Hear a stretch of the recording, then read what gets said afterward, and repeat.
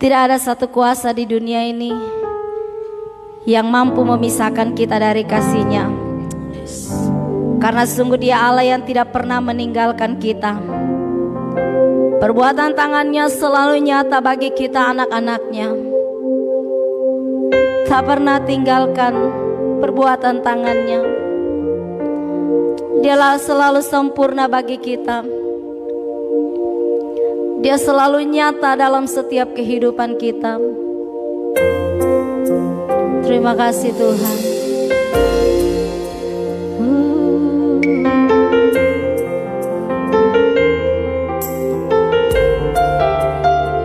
Haleluya Yesus.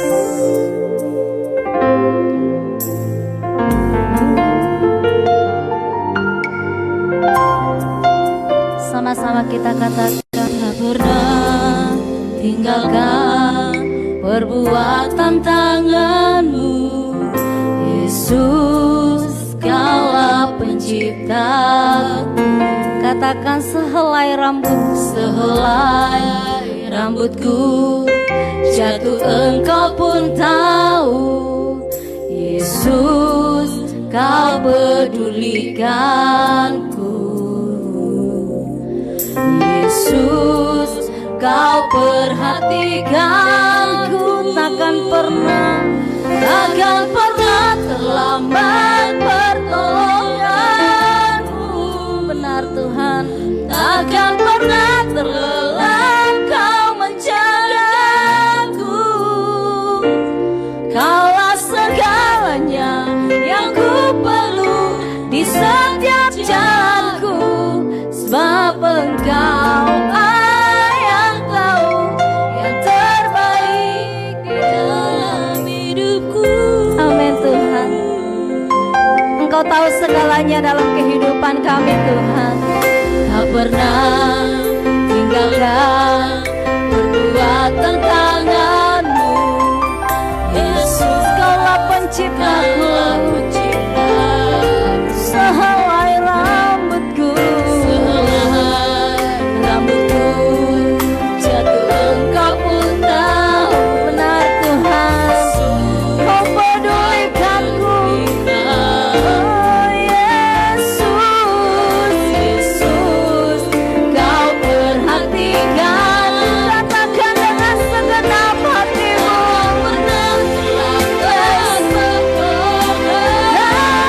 takkan pernah terlelap. Kaulah segalanya yang ku perlu setiap waktu, sebab Engkau yang tahu yang terbaik. Takkan pernah terlambat pertolongan-Mu. Takkan pernah terlambat Kau menjagaku. Kaulah segalanya yang ku perlu di setiap jalanku, sebab Engkau Allah yang tahu yang Sebab Engkau Allah yang tahu Sebab Engkau Allah yang tahu, sebab Engkau Allah yang tahu yang terbaik di dalam hidupku. Engkau tahu yang terbaik dalam hidup kami. Tidak ada satupun yang mengerti tentang keberadaan kami. Tidak ada satupun yang memahami kondisi kami. Hanya Yesus dan hanya Yesus dan hanya Yesus. Karena itu berkaryalah dalam hidup kami. Dalam jam pemberitaan firman Tuhan, biarlah firman menjadi berkat bagi kami semua. Pengurapan-Mu nyata atas kami. Terpuji nama-Mu. Dalam nama Tuhan Yesus Kristus, kami siap menerima firman-Mu. Haleluya. Amin.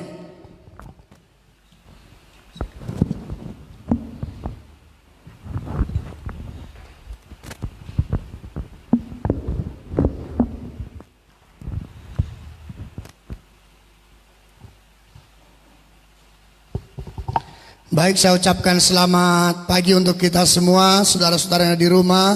Saya ucapkan selamat pagi, shalom.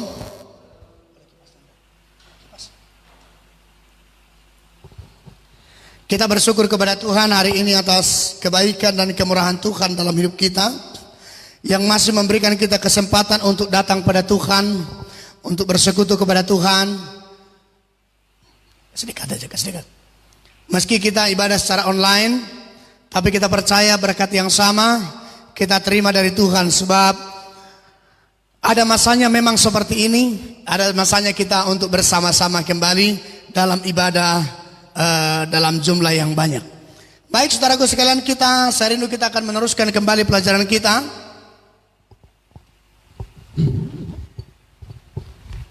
Mazmur pasal yang ke-60.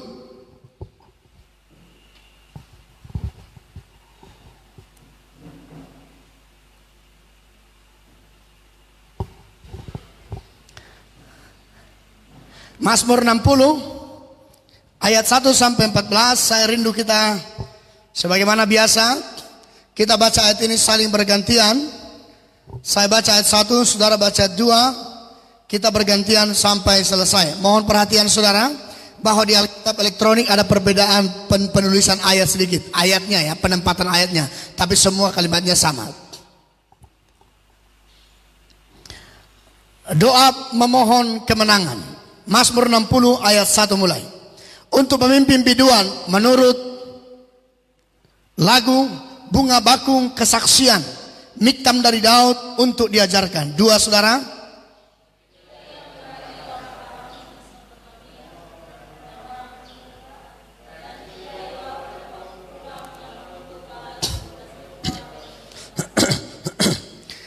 Ayat 3. Ya Allah, Engkau telah membuang kami, menembus pertahanan kami. Engkau telah murka, pulihkanlah kami. 4.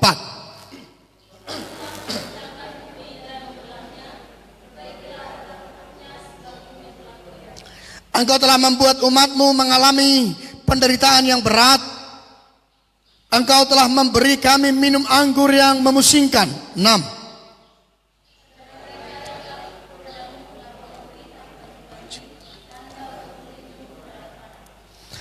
Supaya terluput orang-orang yang kau cintai, berikanlah keselamatan dengan tangan kananmu dan jawablah kami. 8. Allah telah berfirman, aku hendak beria-ria, aku hendak membagi-bagikan Sikem dan lembah Sukot yang hendak kuukur. Punyaku Gilead dan punyaku Manasye, Efraim ialah pelindung kepalaku, Yehuda ialah tongkat kerajaanku. 10. Moab ialah tempat pembasuhanku. Kepada Edom aku melemparkan kasutku, karena Filistia aku bersorak-sorai. Siapakah yang akan membawa aku ke kota yang berkubu? Siapakah yang menuntun aku ke Edom? 12. Bukankah engkau ya Allah yang telah membuang kami dan yang tidak maju bersama-sama? Berikanlah kepada kami pertolongan terhadap lawan, sebab sia-sia penyelamatan dari manusia. 14. Akan kita lakukan perbuatan-perbuatan gagah perkasa, sebab ia sendiri akan menginjak-injak lawan kita. Baik, saudara sekalian yang percaya sama-sama katakan amin. Ya, saya lihat ini ada. Sudah? Oke. Kita merenungkan firman Tuhan pagi ini. Saya akan berikan judul untuk kita sama-sama pelajari dan renungkan. Kesaksian hidup Daud. Kesaksian hidup Daud. Sama-sama 1, 2, 3. Kesaksian hidup Daud. Saudaraku sekalian, kesaksian itu sangat penting. Dalam pasal ini kita melihat bahwa Daud sedang menyaksikan tentang perbuatan Tuhan, menyaksikan pengalaman hidupnya, menyaksikan kesaksian hidupnya.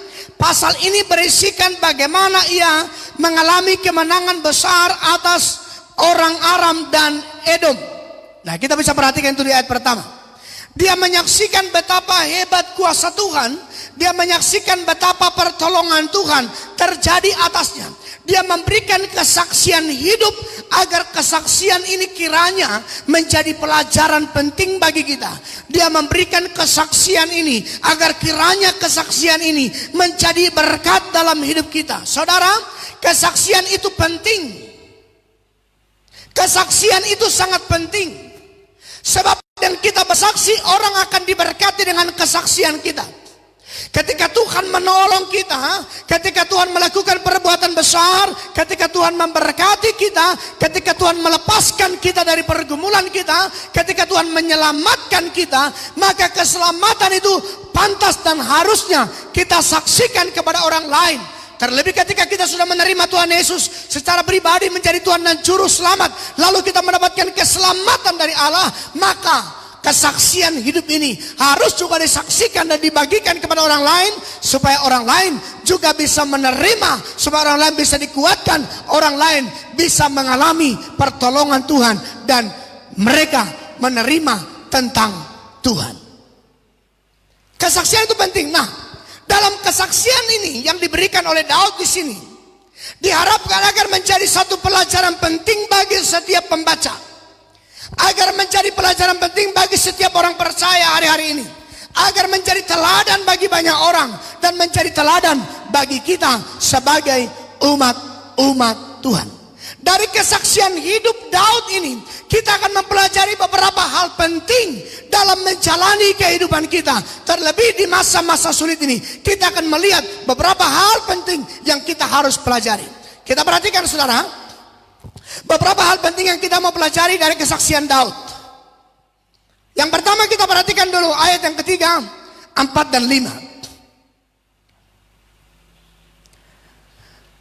Ya Allah, Engkau telah membuang kami, menembus pertahanan kami.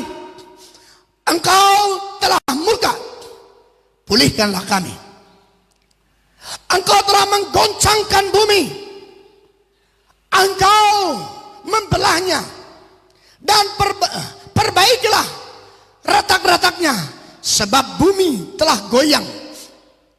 Engkau telah membuat umatmu mengalami penderitaan yang berat. Engkau telah memberi kami minum anggur yang memusingkan. Nah, apa yang kita melihat dari semua ayat-ayat ini saudara? Kita melihat dari ayat-ayat ini kita belajar satu hal, bahwa pemazmur sedang menceritakan bagaimana ketika Tuhan tidak berkenan pada mereka. Pemazmur sedang menyaksikan bagaimana ketika mereka mengalami kekalahan, bagaimana ketika mereka mengalami penderitaan yang luar biasa, mereka mengalami penindasan yang hebat, mereka mengalami kekalahan. Dan dia mengatakan, pemazmur di sini mengatakan, Engkau telah membuang kami, Engkau menembus pertahanan kami. Bahkan dikatakan Engkau telah murka kepada kami. Yang pertama di sini kita melihat kesaksian ini memang ketika dia bersaksi ketika dia sudah menang dalam perang. Ketika ia mengalahkan begitu banyak pasukan, ketika dia mengalahkan orang Aram dan orang Edom yang luar biasa banyaknya. Kalau kita perhatikan di sini, orang Edom saja dikalahkan 12.000 orang. Tetapi ia mulai flashback ke belakang, mulai dari zaman dulu sampai zamannya dia mulai flashback. Dia mengatakan, mengapa mereka kalah? Mengapa dulu mereka kalah? Mengapa dulu mereka seperti dibuang, seperti pertahanannya ditembus? Kita perhatikan di sini kesaksian pertama. Pelajaran pertama dari kesaksian. Kita gagal jika Tuhan tidak berkenan.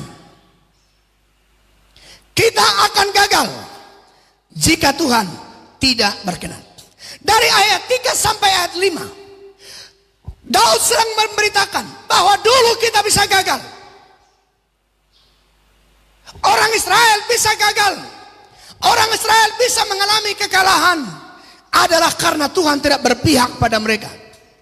Dan mengapa Tuhan tidak berpihak pada mereka? Tuhan tidak berkenan pada mereka karena dosa. Kesaksian yang diungkapkan oleh Daud di sini bahwa orang Israel bisa mengalami kekalahan dari musuh, bisa gagal dalam perang. Karena Tuhan murka terhadap mereka, karena Tuhan menegur mereka, karena Tuhan tidak berkenan pada mereka. Kenapa Tuhan tidak berkenan? Tuhan tidak berkenan karena ada dosa, karena pelanggaran dan lain sebagainya. Itulah yang menyebabkan mereka sepertinya merasa dibuang. Itulah yang membuat mereka sepertinya digoncangkan, seperti dilepas, seperti tanpa benteng. Bahkan dikatakan mereka seperti orang yang mabuk anggur, seperti orang yang mabuk anggur, seperti seorang yang sedang mabuk anggur, terhuyung-huyung. Kenapa? Karena Tuhan tidak berkenan pada mereka. Kenapa? Karena Tuhan tidak berpihak pada mereka. Kenapa? Karena dosa, karena pelanggaran. Daud menyadari betul bahwa kegagalan bisa muncul karena dosa. Alkitab mengatakan, tangan Tuhan tidak kurang panjang untuk menolong engkau, tetapi yang menjadi pemisah antara engkau dengan Allah adalah pelanggaranmu, adalah dosa. Memang tidak semua masalah, tidak semua kegagalan karena dosa, tetapi ada juga kegagalan timbul karena dosa. Karena itu seperti minggu lalu saya sudah katakan, kita harus belajar mengoreksi diri kita. Ketika kita gagal, mari kita cek diri kita. Apakah memang Tuhan tidak berkenan pada kita? Apakah kita gagal karena pelanggaran kita? Apakah kita gagal karena Tuhan tidak berpihak pada kita? Apakah kita gagal karena kita atau karena dosa? Kita harus pikirkan ini. Karena kita akan gagal ketika Tuhan tidak berkenan pada kita. Kita akan gagal ketika jalan kita tidak sesuai dengan kehendak Tuhan. Kita akan gagal ketika kehendak kita, ketika yang kita kerjakan tidak sesuai dengan rencana Tuhan. Jadi jangan buru-buru menyalahkan Tuhan. Kebanyakan kita begitu cepat menyalahkan Tuhan dan mengatakan, kenapa Tuhan tidak tolong saya? Padahal kita tidak tahu bahwa Tuhan tidak berkenan pada kita, sebab yang kita rencanakan tidak sejalan dengan rencana Tuhan. Yang kita lakukan tidak berkenan di hati Tuhan. Walaupun sudah baik menurut kita, tapi perlu kita sadar apakah yang kita lakukan itu berkenan kepada Tuhan atau tidak. Karena itu mari kita periksa, saudara. Mari kita periksa diri kita baik-baik. Kenapa kita gagal? Mari kita periksa baik-baik. Kenapa kita tidak berhasil? Mari kita periksa baik-baik. Kenapa ada masalah berat? Jika itu karena dosa, jika itu karena pelanggaran, jika itu karena engkau jauh dari Tuhan, maka bertobatlah. Berubahlah. Jangan mempertahankan diri. Jangan mempertahankan ego dan selalu merasa benar.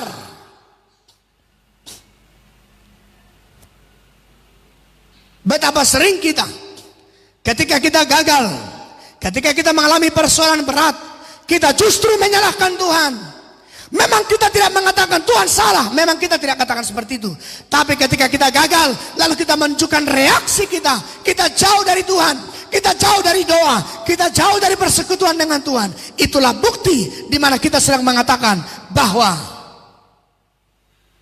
Tuhan yang salah.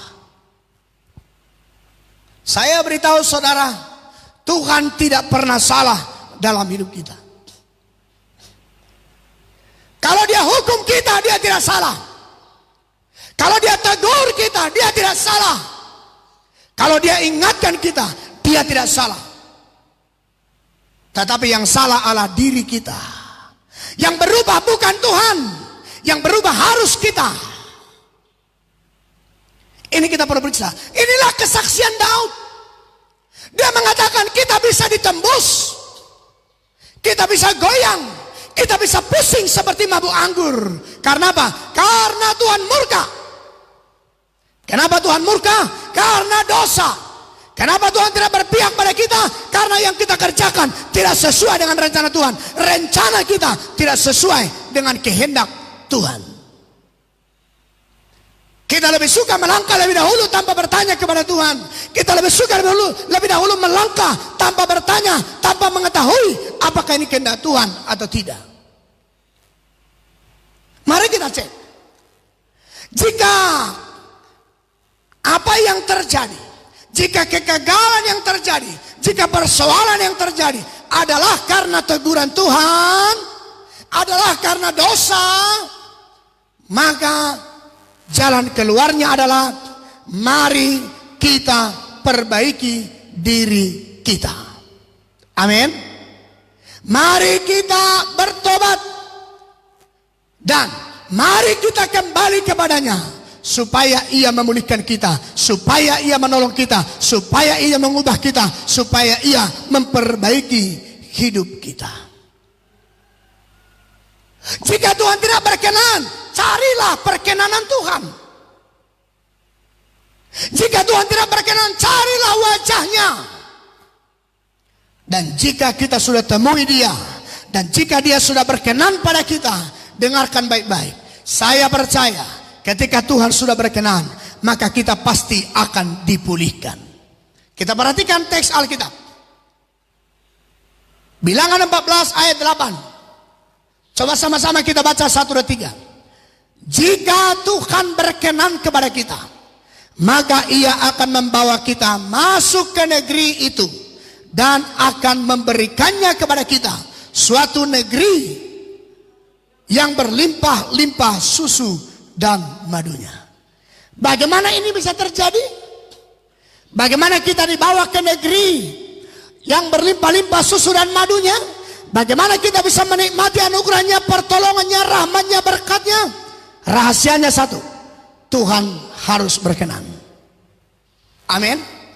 Jika Tuhan berkenan,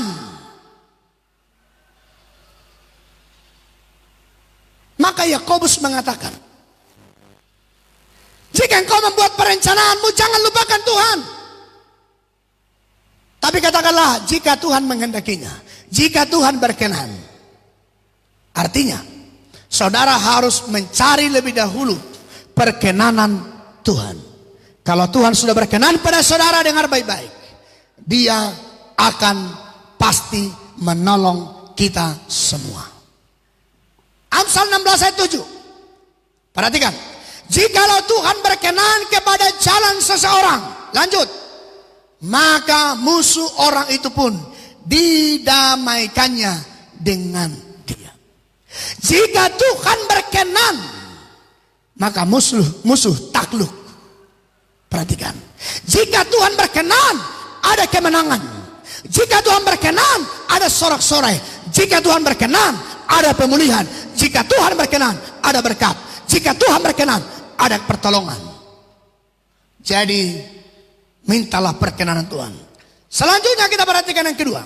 Kesaksian hidup Daud.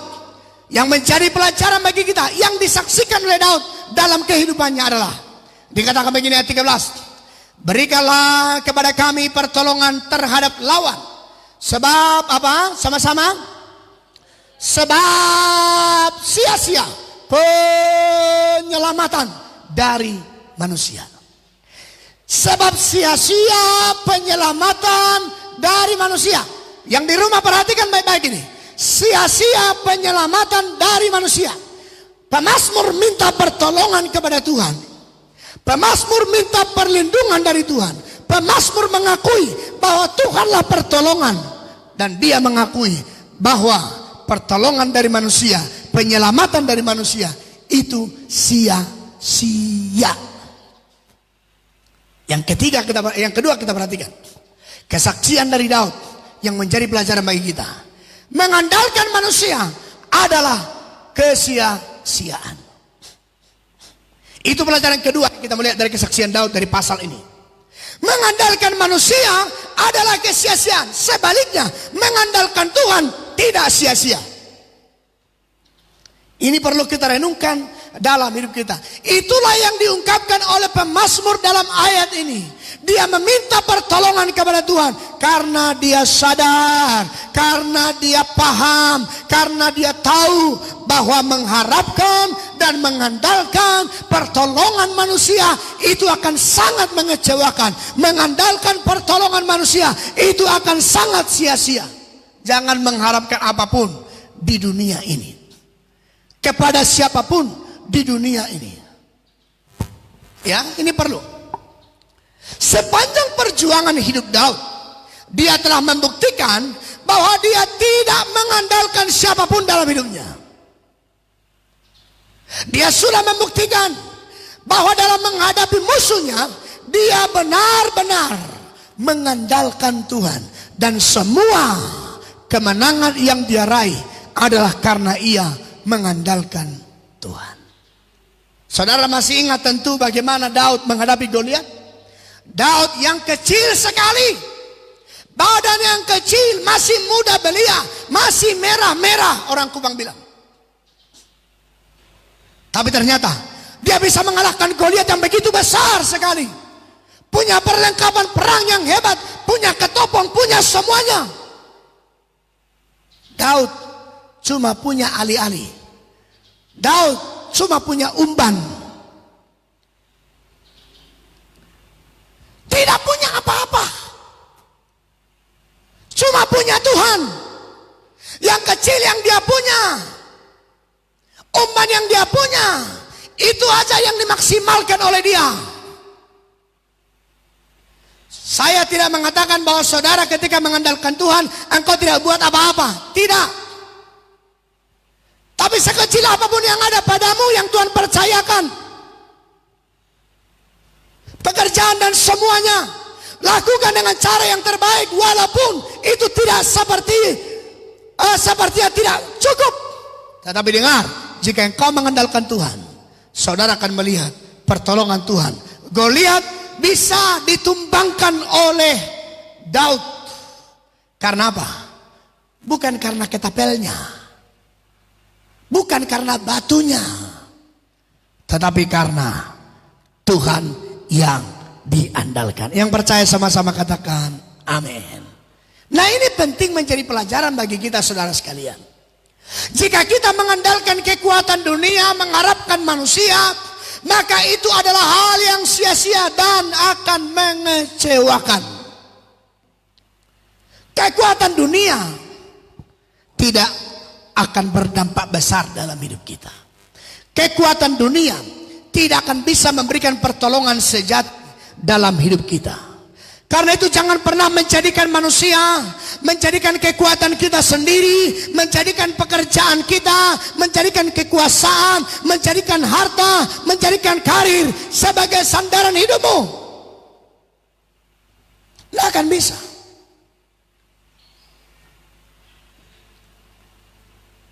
Manusia punya jabatan, ada masanya. Kalau engkau berharap pada jabatanmu, pada posisimu, ada masanya. Pada kekayaanmu, ada masanya. Pada kekuatan fisikmu, ada masanya. Sekarang engkau boleh kekar, dan sekarang engkau boleh anggar jago. Sekarang engkau boleh merasa hebat dan mengatakan I am strong. Saudara boleh mengatakan saya hebat. Dengar, engkau usia 60 tahun, gigi mulai rontok. 60 tahun, jangan 50, jangan 60 tahun. 50 sekian tahun, rambut mulai putih. Dan kalau rambut sudah mulai putih, itu pertanda kekuatanmu sedang menurun. Gigi mulai ompong, kekuatanmu sudah mulai menurun. Karena engkau biar orang kasih makan daging sapi, engkau tidak bisa makan lagi. Gigi sudah tidak ada. Bayangkan makan daging saja nggak ada kekuatan, apalagi melawan musuh, apalagi mau menghadapi persoalan. Ini menggambarkan kepada kita bahwa manusia, bahwa kita atau manusia siapapun di bawah kolong langit ini, kekayaan, harta, jabatan atau apapun, semua punya batas dalam hidup kita, semua punya masa dalam hidup kita, semua akan berakhir dalam hidup kita. Jadi tidak ada yang perlu disombongkan. Dengar baik-baik, tidak ada yang perlu disombongkan. Dan jangan pernah mengandalkan apapun dan menyombongkan apapun dalam hidupmu. Jangan. Seseorang pernah bersaksi kepada saya ketika ia sakit keras. Saya tahu dia orang yang punya. Dia seorang yang memiliki karir yang hebat. Tapi ketika dia ada di rumah sakit, diserang oleh penyakit, dia bilang pada saya, Pak Pendeta, saya baru sadar bahwa ternyata uang tidak ada gunanya. Saya baru sadar bahwa harta kekayaan terbatas. Ketika saya sudah di rumah sakit, ketika saya sudah mengalami kondisi yang sangat parah, uang tidak bisa menyelamatkan saya. Uang tidak ada artinya, jabatan tidak artinya, posisi tidak ada artinya, keuangan yang banyak tidak ada artinya, segala sesuatu dalam hidup tidak ada artinya. Only Jesus, hanya Tuhan. Dengarkan baik-baik, hanya Tuhan yang bisa engkau andalkan. Engkau punya uang boleh berobat ke sana kemari, tapi kalau Tuhan bilang no, selamat. Karena itu andalkan Tuhan dalam hidupmu. Jangan andalkan kekuatan dunia atau kekuatan manusia siapapun. Apalagi saudara-saudara yang masih suka berdukun, dengarkan baik-baik. Jangan sedikit-sedikit sakit pergi ke dukun. Kecuali dukun beranak ya, kalau di kampung namanya dukun beranak, boleh ya. Kalau di kampung tidak ada bidan di sana boleh. Tapi maksudnya dukun beranak itu bukan pakai jampi-jampi ya. Maksudnya ya orang yang biasa menolong orang melahirkan ya. Orang istilahnya dukun beranak. Kalau bahasa kerennya bidan ya. Ya. Jangan lari ke dukun. Dukun hanya akan membodoh-bodohi saudara. Kalau saudara sakit, saudara punya persoalan, saudara punya pergumulan, jangan lari ke dukun. Masih banyak orang saya lihat, kalau usahanya macet, lari ke dukun. Padahal, coba bayangkan, siapa yang waras, siapa yang tidak waras. Orang lari ke dukun cari kekayaan, supaya kaya. Dukunnya sendiri miskin kere. Coba bayangkan. Siapa yang waras coba? Tak usah pergi ke dukun. Dukun tidak bisa menjamin hidupmu. Dukun tidak bisa menyelamatkan engkau. Oh, engkau berkata, iya Pak, tapi pernah sembuh. Ya, tapi itu cuma menambah dosamu. Jangan andalkan siapapun. Tapi mengandalkan Tuhan tidak akan kecewa. Kalau kita mengandalkan Tuhan mungkin belum mendapatkan pertolongan, kita akan kuat. Ketika kita mengandalkan Tuhan mungkin belum mendapat pertolongan, tapi kita akan merasakan sukacita dalam hati menghadapi pergumulan berat. Dan terakhir, saya percaya ketika kita mengandalkan Tuhan, ada rasa kemenangan, ada sukacita kemenangan dalam hidup kita. Itulah kesaksian Daud. Karena itu andalkan Tuhan dalam hidupmu. Perhatikan kita bilang apa. Demikianlah orang Israel ditundukkan pada waktu itu. Sedang orang Yehuda menjadi kokoh karena mereka mengandalkan diri kepada Tuhan Allah. Orang Yehuda menjadi kokoh karena mereka mengandalkan diri kepada Allah. Perhatikan Yesaya 31 ayat 1. Celakalah orang-orang yang pergi ke Mesir minta pertolongan, yang mengandalkan kuda-kuda, yang percaya kepada keretanya yang begitu banyak, dan kepada pasukan berkuda yang begitu besar jumlahnya, tapi tidak memandang kepada yang Maha Kudus Allah Israel dan tidak mencari Tuhan. Jadi dengar, engkau harus mencari Tuhan, engkau harus mengandalkan Tuhan, maka Dia akan membuat engkau berhasil. Maka Dia akan memberikan engkau kekuatan menghadapi kondisi hari-hari ini. Bukan lagi suatu rahasia. Hari-hari ini banyak orang menjerit karena kondisi yang ada. Banyak orang merasa kesulitan, kesusahan karena kondisi ini. Semua menurun. Tapi kebutuhan bukan menurun, tambah naik. Sudah harga naik, kebutuhan naik. Karena harus makan vitamin. Harus makan makanan bergizi. Sebagian dari kita sudah makan 4-5 kali satu hari. Karena mau makan bergizi. Yang tidak pernah makan buah sekarang harus makan buah.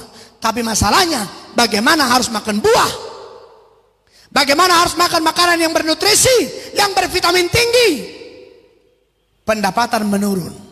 Tapi dengar baik-baik. Jika kita mengandalkan Tuhan, memang kondisi ini membuat kita kesulitan. Tapi dengar, kalau kita mengandalkan Tuhan, kita pasti akan kuat menghadapi situasi ini. Bukan cuma sekedar kuat, tapi kita akan bisa melewatinya. Dan kita pasti akan mengalami kemenangan. Yang terakhir, Mazmur 60 ayat 14. Kita baca sama-sama 1, 2, 3. Dengan Allah akan kita lakukan perbuatan-perbuatan gagah perkasa. Sebab Ia sendiri akan menginjak-injak para lawan kita. Perhatikan di sini. Dengan Allah, dengan Tuhan, bersama Allah, dalam penyertaan Allah, akan kita lakukan perbuatan-perbuatan yang gagah perkasa. Inilah kesaksian ketiga dari Daud. Dia menyaksikan bahwa ketika kita melakukan segala sesuatu dengan Allah, kita akan melihat perkara-perkara besar. Yang ketiga, lakukan segala sesuatu dengan Allah. Lakukan segala sesuatu bersama dengan Allah. Inilah kesaksian Daud. Harus dengan Allah. Itulah kunci kemenangan.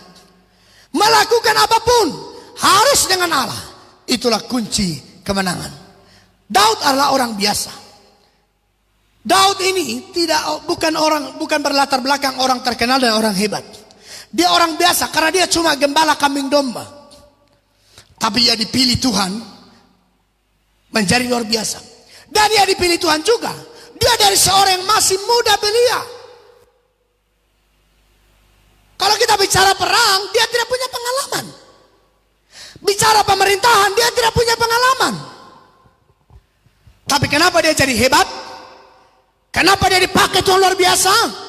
Karena ia melakukan segala sesuatu bersama dengan Tuhan. Dengan Tuhan. Sejarah hidup Daud, dia adalah seorang yang luar biasa. Kalau kita perhatikan sejarah-sejarahnya dalam setiap perang yang dihadapinya, sebelum ia menghadapi perang, dia selalu bertanya kepada Tuhan, Tuhan, apakah aku harus maju?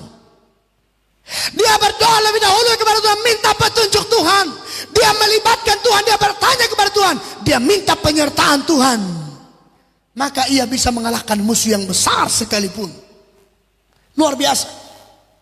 Nah, pelajarannya adalah jika kita ingin melihat hal besar dalam hidup kita, kita ingin mengalami kemenangan besar dalam hidup kita, maka rahasianya adalah dalam melakukan segala sesuatu, kita mesti melibatkan Tuhan. Kita mesti menomorsatukan Tuhan, kita mesti mendahulukan Tuhan. Ketika engkau merencanakan sesuatu, coba tanya Tuhan. Katakan, Tuhan, jika Tuhan berkenan, saya mau buat ini.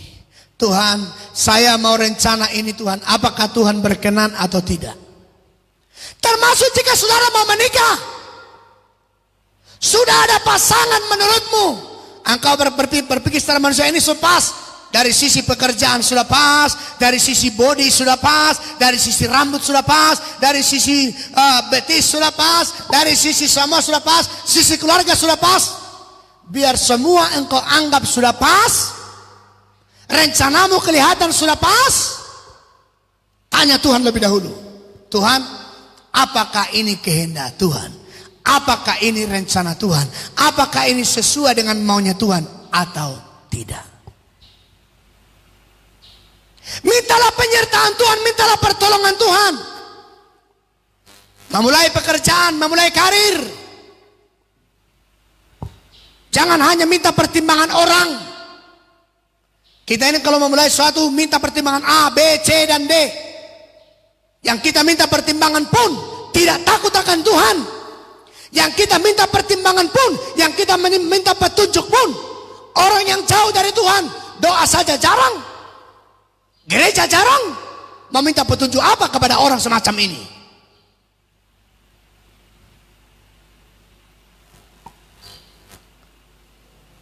Merencanakan apapun, tanya Tuhan. Mencari pekerjaan, libatkan Tuhan. Memulai usaha, libatkan Tuhan. Jangan anggarkan jago kemampuan pengalaman kita. No, tidak ada gunanya semua itu. Jika Tuhan tidak terlibat, jika Tuhan tidak menyertai, engkau pasti akan gagal. Tapi kesaksian Daud, jika Tuhan bersama kita, jika kita lakukan bersama dengan Tuhan, jika kita mulai bersama Tuhan, jika kita rencanakan bersama Tuhan, jika kita cari bersama Tuhan, kita akan melihat perkara luar biasa. Kalau kita libatkan Tuhan, perhatikan, kalau kita melibatkan Tuhan, bukan saudara yang ada di depan, tapi Tuhanlah yang ada di depan. Amin. Kalau Tuhan yang dia ada di depan, dia akan memimpin kita. Kalau engkau menjadikan Tuhan menjadi pemimpinmu, menjadi gembalamu, dia akan tuntun engkau kepada yang berumput hijau, kata firman Tuhan. Dan sekalipun ada lembah kekelaman, dia akan menyertai engkau, dia akan menghibur engkau, dan kebajikan kemurahan Allah akan terus menyertai engkau ketika engkau menjadikan Tuhan di depan. Karena itu dahulukan Tuhan dalam segala perencanaanmu dan minta penyertaan Tuhan, libatkan Tuhan. Perhatikan firman Tuhan ini yang tadi berkata, dengan Allah akan kita lakukan perbuatan-perbuatan gagah perkasa. Sebab apa? Ia sendiri akan menginjak-injak para lawan kita. Siapa yang injak? Dia sendiri. Siapa yang bertindak? Dia sendiri. Siapa yang bekerja? Dia sendiri. Siapa yang membuat keajaiban? Dia sendiri. Siapa yang melakukan perkara besar? Allah sendiri. Kalau ia di depan, kalau ia menyertai, kalau ia bersama dengan kita, kalau kita melakukannya bersama dengan dia, kalau kita melakukannya dengan Allah. Ayat terakhir kita perhatikan. Keluaran 14 ayat 14. Saudara yang ada di rumah, kita yang ada di sini baca sama-sama menjadi ayat penutup. 1, 2, 3. Tuhan akan berperang untuk kamu dan kamu akan diam saja. Kata diam saja tidak berarti maksudnya kamu duduk di rumah tidur malas-malas, ya.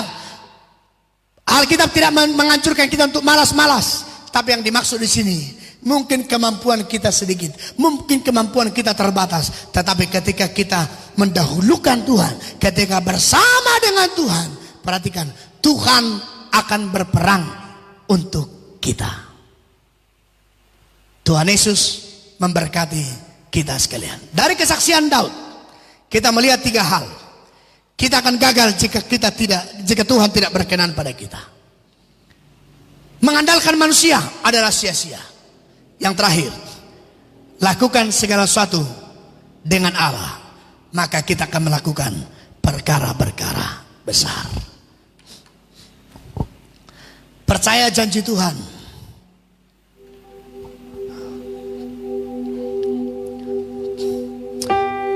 Setia Tuhan besar dalam hidup kita, yang pasti akan menolong kita dalam segala keadaan.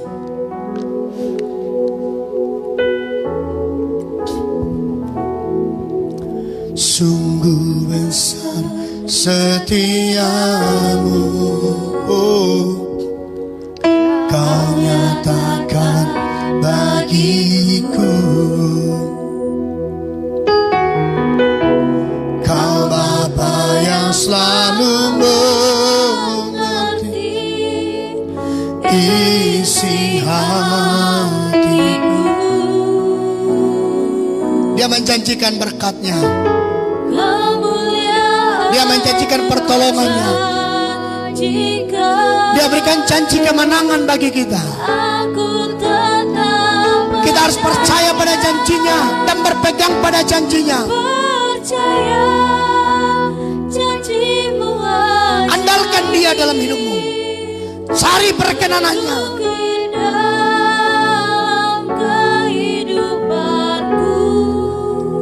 Lakukanlah bersama dengan Tuhan. Melibatkan Tuhan, kita akan menikmati janji-janji dari Tuhan dalam hidup kita. Sama-sama katakan, sungguh besar, sungguh besar setiamu, kau nyatakan bagiku. Oh, kau Bapa, kau Bapa yang selalu mengerti. Dia mengerti pergumulanmu hari ini, semua persoalanmu, sakitmu, usahamu, ekonomimu, keluargamu. Andalkan Tuhan agar engkau bisa menikmati janji kemenangannya. Mari angkat tanganmu sama-sama katakan, ku percaya janjimu ajaib, terukir dalam kehidupanku. Ku berserah di dalam kekuatan, hanya kau segala. Dia segalanya bagi kita, dia kemenangan kita. Percaya janjimu ajaib, terukir dalam kehidupanku. Ku berserah di dalam kekuatan. Ku percaya. Dengan lembut saja katakan, ku percaya. Ku percaya janjimu. Dengan lembut saja. Saudara yang di rumah nyanyikan pujian ini dengan lembut di hadapan Tuhan. Dia sudah mengukur rencana luar biasa dalam hidupmu. Libatkan Tuhan, andalkan Tuhan, cari perkenanan Tuhan. Maka kita akan melihat perkara besar, kekuatan. Jadikan dia segalanya bagimu. Jadikan dia segalanya bagimu. Jangan andalkan dunia, hartamu, kekayaanmu, jabatanmu, posisimu, pengalamanmu, kehebatanmu. Tapi andalkan Tuhan. Harap pada Tuhan.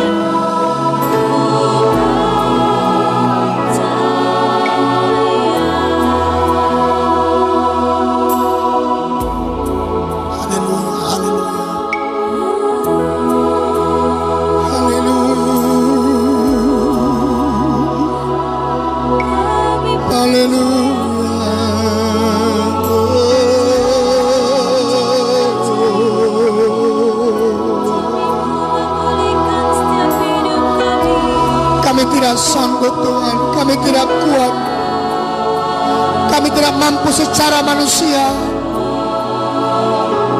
Tapi kami minta Tuhan terlibat dalam hidup kami, dalam pekerjaan kami, dalam keluarga kami, sehingga kami kuat. Terima kasih Tuhan, terima kasih Bapa. Mari angkat tanganmu di hadapan Tuhan. Angkat tanganmu di hadapannya. Percaya pada pertolongan Tuhan. Ketika kita berharap padanya dan mengandalkan dia, melibatkan dia dan mencari perkenanannya, kita akan melihat perkara besar. Apapun pergumulanmu hari ini, cari Tuhan. Apapun masalahmu, sakit penyakitmu, usahamu, pekerjaanmu, rumah tanggamu, andalkan Tuhan. Beri kesempatan bagi Tuhan untuk berdiri di depanmu, memimpin engkau dan menuntun engkau, dan berjalanlah bersamanya.